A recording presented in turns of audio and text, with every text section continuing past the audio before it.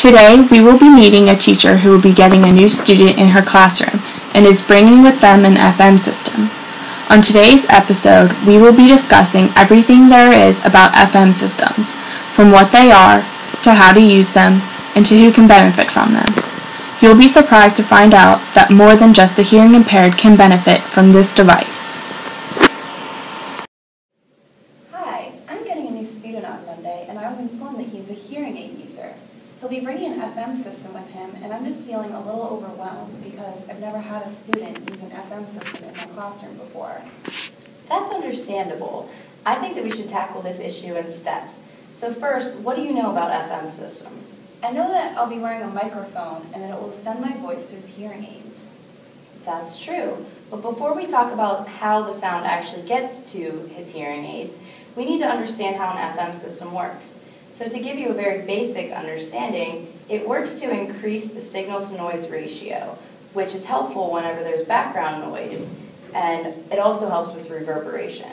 What's reverberation? Reverberation is the continuation of a sound when it hits off hard surfaces. So in your classroom, it would be things like the desk and the wall. So I'm assuming we want to decrease the reverberation in the classroom. Yes, and the FM system helps with decreasing the reverberation, as well as reducing the background noise and making sure that you can walk away from the child and he'll still be able to hear you. Because no matter how far you get in the classroom, the signal from your voice will still be delivered directly into his ear. So how exactly does the system work? How does my voice get to his hearing aid? So for example, because your microphone will be directly hooked up to the child's hearing aid, you can be far away and the child will still hear the sound as if you were standing right in front of them. So how exactly does the system send my voice to his hearing aids?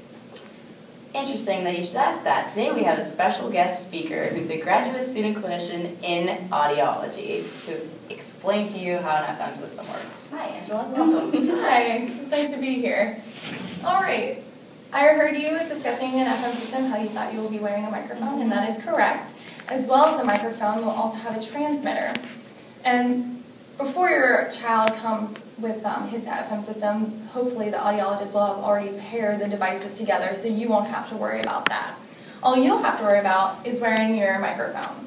And in the device that I brought today, your microphone and your transmitter are one. So you can either hold and talk with it on, or you can clip it on to your shirt. Just making sure that your microphone is at a good distance close to your mouth so that the signal, it can be the best signal-to-noise ratio. Now your student will be wearing a receiver that is identical looking to your transmitter. And the device that I brought with me is connected to a neck loop, which goes around the child's neck.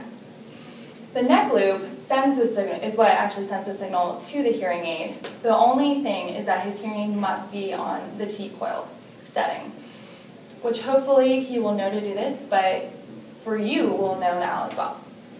And your voice will be sent via transmitter to his receiver, getting picked up by his neck loop, and then getting picked up by the telecoil. And that is how your voice is sent to his hearing aid. That's amazing. Do only children with hearing loss use FM systems? That's a great question. Research has actually shown that children with normal hearing can also benefit from the use of an FM system. And the reason for that is because of the issues that we mentioned earlier with background noise, reverberation, and distance from the teacher being factors that can distract them during class. But how would a child use an FM system if they didn't have hearing aids? A lot of FM systems, and actually probably all of them, if I'm correct, Angela, you can use headphones and plug them into the receiver so the child can use the system as well. Or your classroom could be set up for a free field loudspeaker, and all of the children can use it. This helps with a lot of disabilities, including attention deficit disorders, learning disabilities, auditory processing disorders, as well as just kids getting distracted. Seems like there are a lot of people that benefit from the FM system. There are, and actually you can benefit as well, because if you use it, then your voice only has to reach the microphone, which will reduce vocal strain and fatigue throughout the day. That would be great if I never had to raise my voice again. I was also wondering, do you have any advice on introducing the device to the other students in my classroom? That's another great question. One way that's a good way to do it is to have the child explain it to the kids himself.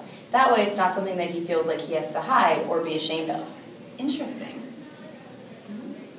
Lastly, in order for this device to benefit the child, it obviously has to be working properly.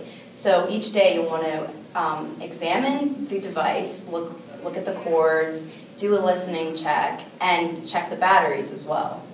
What should I do if I do all those things and check the batteries and the device still isn't working? In that case, you would have to contact the audiologist or the child's parents, because they'd be more likely to be able to help you with the problem than if you just tried to figure it out yourself. Okay. Well, thank you so much for teaching me all this new information about FM systems. I'm already feeling more confident and less overwhelmed for meeting my new student on Monday. That's great. Thank you to Angela for coming in, and I'm happy that we can help. Do you have any questions? Contact Angela.